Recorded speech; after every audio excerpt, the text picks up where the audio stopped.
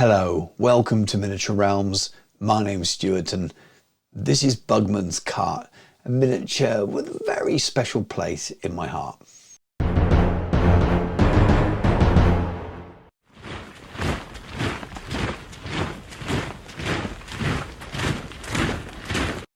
Miniature Realms is proudly sponsored by Baron of Dice, premium wargaming dice. Over 500 styles, over 4,000 customer reviews. Welcome to the best dice on the planet. Dwarfen Mountain Hold sees a return of this fantastic old miniature. And it is genuinely very cool to have this back in my hands after so many years. Back in 1991, a Hero Quest Christmas present led to a chance encounter with White Dwarf 138 at WH Smith's. The charming young lad that I was managed to persuade my very generous mother to take me here. Well, it looked a little bit more like this at the time. And in addition to that 3rd edition rulebook, she purchased this wonderful fantasy regiment set to get me started. And what a wonderful set it was as well. 10 dark elves, 10 dwarves, 10 skaven, 10 orcs, 10 goblins and 10 elves. Now the dwarves were by far my favourite, and I wanted to add to my little force of 10 dwarves at the time. And this was the only miniature available, and I spent my pocket money on it.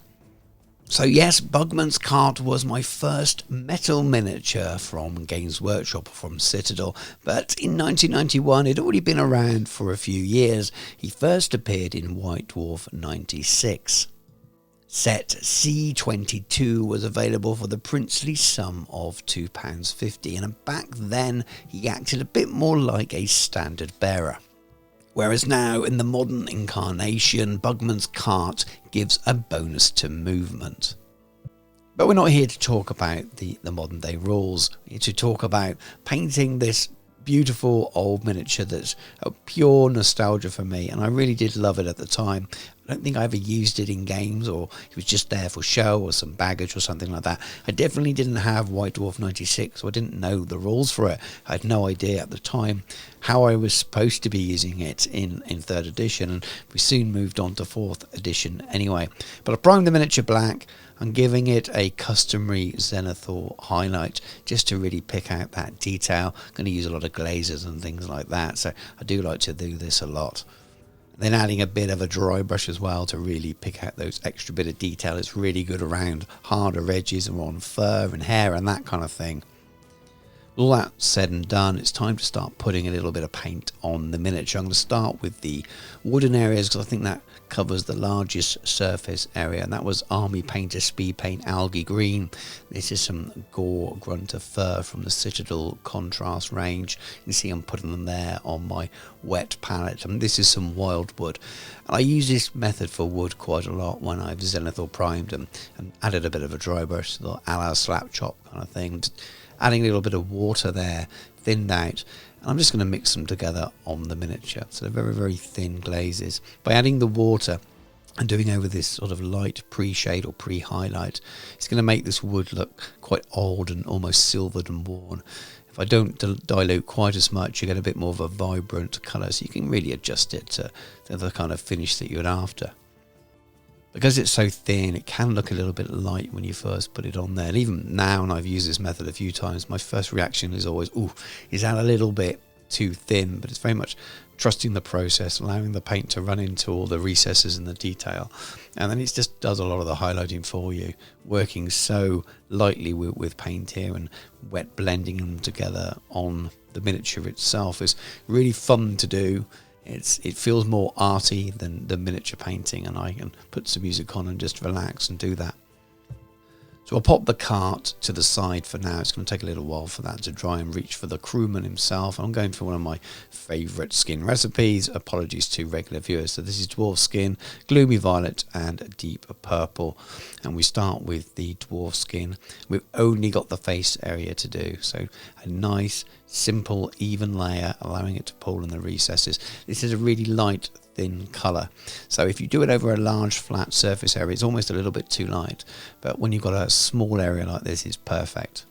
And once that dwarf skin layer is dry enough, you can go in with the other colours. So the purpley kind of colour I put into the recesses to add some shadow.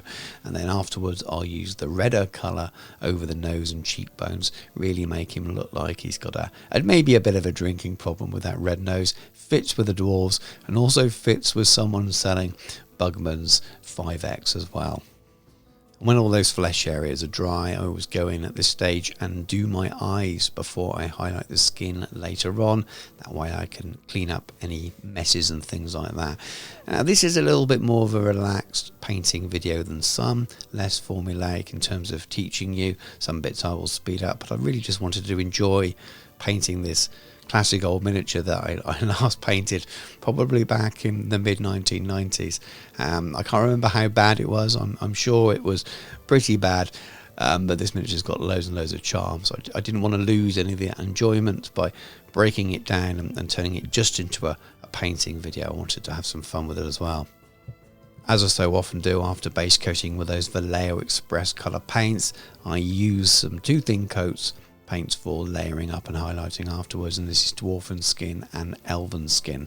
I'm not doing anything groundbreaking here at all. I'm using the mid-tone first from the little triad, which is the Dwarfen skin, just to sort of reinforce over those cheekbones around the areas where the light hits, and then I go back afterwards with the even lighter tone of the Elven skin and just do an even fainter line here and there.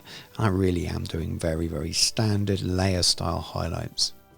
And then as all the paints are still on the palette, I can adjust it a little bit so I get some of that redder tone and the purple tone and almost wet blend them into that paint, adjusting how red I want the lips and the nose to be. Here I'm using some Griffhound orange also from the Citadel Contrast range just for his beard and hair, and because we've got that Zenithal Prime, that underpaint with the dry brush over as well, just by putting a single layer on here it already looks pretty good.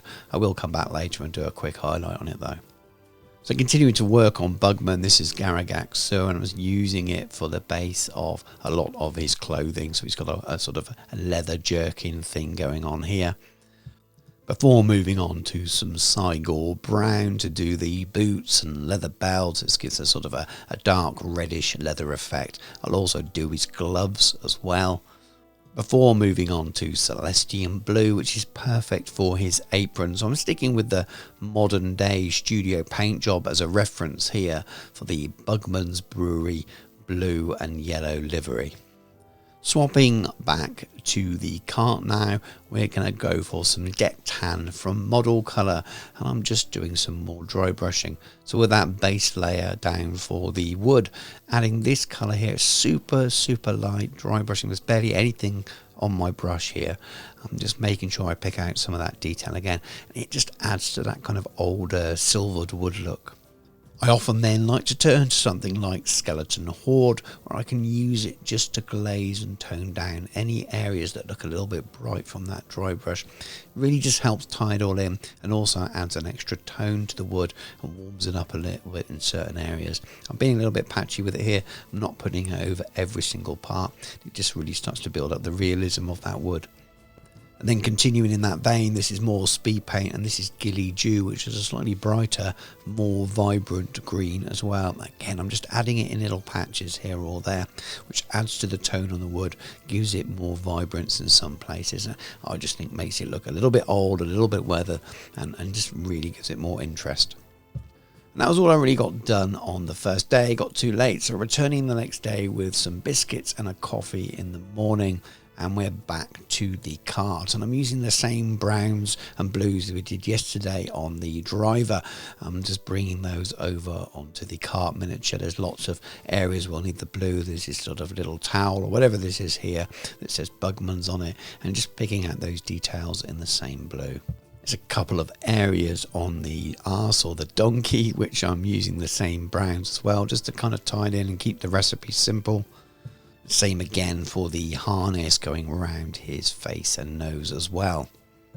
The second largest surface area is the flesh or the fur for the donkey, and I'm using contrast basilicanium grey here, and I'm just giving it a really smooth coat all over, especially on these flat areas. The grey is very nice, but it's not as easy to use as some of the other colours, so unless you're very careful you'll get lots of pooling and tide marks with it. And because this is such a large open flat area there across his rump, I'm making sure that we don't get any of those effects, and I'm going to come back and highlight it anyway so I can tidy it up, but it will mean less work if I spend a little bit more time here making sure that I'm only allowing that contrast paint to pull in those recesses, which is just at the edges, and giving it this nice thin layer to start with. Staying with the Citadel contrast theme, this is Black Legion. I'm just going to use this on the hair, so across the top of the mane here, and then also on the hooves. Very quickly used a little bit of Blood Angels Red just to give a base coat for this little corkscrew, what looks like a corkscrew here, before moving on to some white grey model colour. The reason I've got this out is I just want to blank out the detail that's on the little sign for Bugmans here. Now it's time for the other part of the Bugman's livery, and we have contrast cyan and yellow. So on his apron he has a beer tankard, which is yellow in the artwork, so I thought I'd copy the same thing. And then there's some yellow details over on the cart and donkey itself, so there's a little rosette with a bee there. The ends to some of this sort of fabric that goes over the side, and of course we have the sign, the tankard and the Bugman's lettering that are on the back of the cart itself. So a two thin coats triad here of Abyss Blue, Witching Hour and Leviathan Blue. I'm actually sponging this on here. You can see here I've masked off a little area. Now in the studio paint job they've painted the whole barrel blue. I quite like the wooden look. I didn't want to go for that, but I wanted to get that blue for the Bugman's colours on there, and I thought this would be a fun way of doing it. Just using a sort of sponging tool holder from Knott's Hobbies. There's a link in the video description for my affiliate link, gives you 10% off as well. One colour by one after the other here, just kind of sponging it on and building it up, and it gives quite a nice effect.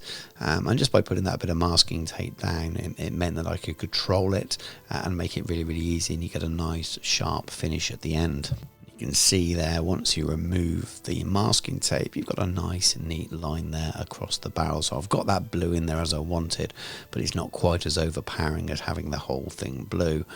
And then I'm just using that same triad of blues to highlight the other blue areas. So of course we have his little apron, and we have all of those little bits of blue fabric that are on the cart itself. So this is also two thin coats. It's Sanguine Scarlet and Demon Red, which are the mid and the top highlight for a little triad there, and it was perfect just over the Blood Angels contrast red. The quickest of highlights here just on the handle of that corkscrew. And sticking with two thin coats, we have Skulker Yellow and Yellow Flame. Now, sorry for so many two thin coats paints. I'm just really enjoying them at the moment. But they are very easy to find Citadel paints that match it. So they're pretty available to everyone, even if it's via proxy. And over on their website, you can see the nice conversion charts and things. So if there's any paints that I mentioned by those that you have Citadel paints for, you may well find you've already got the things you needed. But I'm just reinforcing those colours a little bit, working with that sort of contrast paint layer, because it really helps give you guidance. I have mixed a little bit of white into the final mix as well towards the top of the leathering, really just to make them pop and stand out. So again, two thin coats. We have Dungeon Stone, Wizard Grey, Charadon Grey and White Star. And I'm going to be using these on the donkey here. And this is probably going to be one of the most time consuming parts. I'm slowly highlighting and building up the layers so they're smooth enough of the flesh of the donkey, and that was always the problem with painting horses. Whether you're drawing horses or painting horses, they're always a pain in the bum, and they're definitely not my favourite thing to do. I've got better at it over the years, but I can understand why people don't like doing it. I never really enjoy it, but it wasn't too painful here with these colours. I'm just slowly working my way up from dark to light really, and just reinforcing those lighter areas a little bit at a time with the paint thinned rather than going in too heavy, trying to be a little bit less is more, to slowly build it up to little highlight points. just so that I didn't go down a rabbit hole of doing anything that would take too long or painting on too much fur texture. I've left it a little bit messy and left it a little bit of natural texture in there from the brush marks. Again, I'm not trying to win any awards with this paint job. It's part of my army. I just want to enjoy getting something that's eye-catching and people will say, hey, that looks pretty cool. Not, wow, that's the neatest, smoothest transitions I've ever seen. It's definitely not going to be that kind of paint job, but it came together quite well. You've got a little bit of shadow left in there, but it's definitely started to kind of build up to a level that I was happy with, and wasn't quite as painful as I feared it may have been. And it wasn't hard painting him like this glued together. I know a lot of people would have separated it up, but it was definitely easier to hold like this rather than gluing back too much together. With metal miniatures, gluing them together after you've painted them can be a bit of a pain sometimes as well, especially if you spill that super glue. So this definitely made it easier. I would definitely do it again like this rather than having him pinned and on a cork and adding him in afterwards. That's just a personal choice. So back to some quick highlights now. This is whole red and German camo pale brown. Very familiar, use it all the time on the channel, and it just works really, really nicely with the Cygor brown contrast paint over that sort of Zenithal pre-highlight as a kind of a triad over the top of it. So again, I'm just very, very simple layering style highlights, working with what's already there, the work that underpainting has done with the contrast paint that already makes it look slightly highlighted. I'm just going back over the lighter areas and making them pop and reinforcing them more and more. Exactly the same thing on the reins that are around the nose of the donkey, and we just go back in with that final touch, that German camo pale brown, and do some very fine thin line highlights just to make it stand out. Then it's very much rinse and repeat, but this time with flat earth and tan earth on the sort of the lighter brown areas on the leather jerkin or tunic as well. I really do love Model Colours range of brown paints. They're just so easy to use and they're really, really fantastic. Now I needed to add some subtle highlights to that beard, so we have rust orange and orange flame, which is actually the shade and the top highlights. Are missing the middle out of a little triad there. I didn't feel like the middle of that triad really felt like it was the right colour for the middle. Good colour, but it didn't feel like it was needed here. So the darker colour was a nice kind of enhancement of that first orange contrast paint, and then the top highlight here just on the side of my brush, just picking out a few little details. Before we move on to Dwarven Iron, guess what? From Two Thin Coats. And the reason I chose this is just because I've not tried it before. I've been struggling to get hold of black metal a little bit from the Scale 75 Metal and Alchemy range. Not always in stock. And I was buying some other paints and this was available in stock. I've been enjoying their other paints, so I thought I'd pick it up. It's probably a little bit darker, less blue tone into it, but it's similar enough, and it's a kind of gunmetal colour that I always want in my paint range. And it's a very nice paint. It's very, very smooth. You don't see the metal flakes in it too much. It's much smoother than the other metallic paint that I own from that range. I just went round and base coated most of the metal areas on the miniature. Now we are heading back to that scale colour range, and this is decayed metal. For the few areas that I didn't use that dwarven metal colour, I'm using here. So we've got these little tankards that are on the front of the donkey and cart there, and his little pipe and the little tankard that he's using himself. There was a little bit of a mix, and I wanted to be more than one metallic colour on the miniature. And this is Platinum Crown, so the only other metallic paint I own from this range. And this, you need a really good shake of it. It's a lovely colour, but the metallic fragments, the filaments in it are definitely more visible, so it's nowhere near as smooth as the dwarven metal. But I'm just applying that over both metallics here as a highlight, and you get very, very different finishes depending on what you've got underneath. And I just wanted to make sure that all the tankards didn't look exactly the same, like there's slightly different ages or metals and things like that. And then back to a good old favourite of mine, which is Game Air Silver, and it's great for the airbrush, but also great with a hairy brush. But here I'm using it with that sponge doing a little bit more of that sponging on. And this is a really dense sponge which you get from Knott's Hobbies, unlike the stuff you get in miniature blisters. So it does more of a highlight rather than a kind of a chipping style thing, and I really like it. It was I could get a really small dry brush in here and have this effect, but this gives me really good control. And so I'm just dabbing it on, using it as a highlight, and it still leaves those layers underneath, which is great.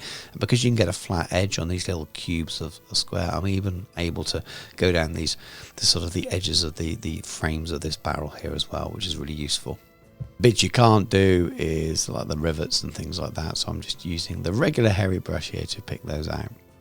At this stage I was getting pretty close to the end, and I want to put some oil washes on, but I want them to run onto the base as well and shade that. So it was time to put the basing texture down, and this is some Diorama FX range from Vallejo, and this is earth texture, so it's like the Sterling mud stuff you get from Games Workshop, just to get a little bit more of it in a pot for your money.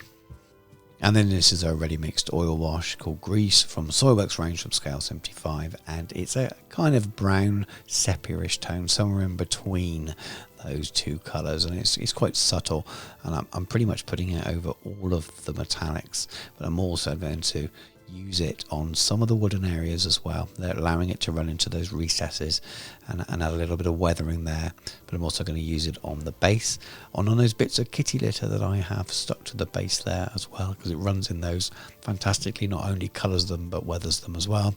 So oil washes, they will dry really nice and matte and make it look kind of dry and dusty and weathered, and you just get a little bit of control that you don't get with an Agrax Earthshade or something like that. You do need to use an old brush, but I'm not going to bang on any more about that. I do that enough in my videos, and this is a little bit more of a relaxed one. I'm brushing in a little bit of pigment, dry pigment, into my bases. I get a lot of comments around it, and I explain it quite a lot, and I'll do it briefly here. I'm brushing it into texture, so in the texture of the texture base, and a little bit into the wheels and around the feet. No, I'm not sealing it. If I seal it, it will change the colour. I don't need to. I'm going to blow off nearly all of it afterwards, all of the excess, and it just sticks in that texture. I do it all the time on nearly all my armies and loads of commissions, no complaints, no problems at all. Just adding a few tufts to match the rest of my army. Some thick mud effect, which is a little bit different to the actual basing texture. This is more of an effect paint rather than something to base with. And then tidy up the rims with a bit of black paint. And we're done. And I had a blast. Absolutely loved painting this old mini. Don't go away just yet. Some final pictures of Bugmans cart coming up in just a moment. But if you've enjoyed the video, please do give it a like, drop a comment below, consider subscribing to the channel if you haven't done so already. Miniature Realms has a friendly and free Discord. There's a link to that in the video description below. And I also have a Patreon with many different tiers, so you can also check that out there. It's a really great way of supporting the channel and helping me to keep doing what I do. There's some affiliate links there for some wargaming stores and things as well. It was a genuine surprise when this miniature was announced, and it's really cool that they've worked this and the miner's cart into the rules for the army, and I think they're quite useful what they do, but I'm not going to get into a conversation around that in a painting video. But just having this old miniature back is just so much fun. I loved it at the time as a kid. I think I probably picked it up because there weren't any other dwarf blisters in that shop at the time. It was a model shop upstairs above a toy shop. It doesn't exist anymore, unfortunately, as you'll have seen from that original picture, but I think the business behind it still exists as a model shop or a hobby shop.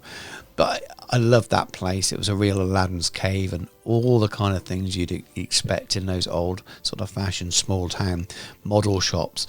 Loads of Airfix stuff, but there was loads of Ral Partha as well, loads of Dungeons and Dragons, Grenadier miniatures. There was a really good range. Looking back on it now, I don't think I fully appreciated how lucky I was to have that on my doorstep. But I love that shop, and I loved picking up this miniature. And I just, as I said, I never really did anything with it. I painted it, but I definitely didn't get to use it in games. And I'm really excited to get him on the table and use him in games this time around, and I can definitely see some use with it. But even if I never did, I've got to paint him again. But anyway, let me know what you think. Are you pleased with any of the returning miniatures for the old world? Some of these really almost ancient miniatures coming back. I love this old Scott by Trish. It's really cool. I know some people aren't a fan of the old ones coming back, but I'm very much the target market of the nostalgia market, and so I'm enjoying it. So let me know what you've picked up of the older ranges. What things are you looking forward to painting? Have you picked this model up, etc, etc? Let me know what you think of the paint job, what I did, anything you'd have done differently. I always like to hear and chat painting with people in the comments. As always, there will be plenty more Warhammer the Old World content coming on the channel. Loads and loads planned. I have such a huge list. Time is the only thing holding me back. And not all painting videos either. You'll have noticed the increase in other kinds of Old World content, discussion points and things like that. And I'm planning on maybe tackling some lore stuff as well, which will be really good fun if I can get a script together that I'm happy with and happy to present to you all. But thank you very much for watching. Take care, and I'll catch you soon.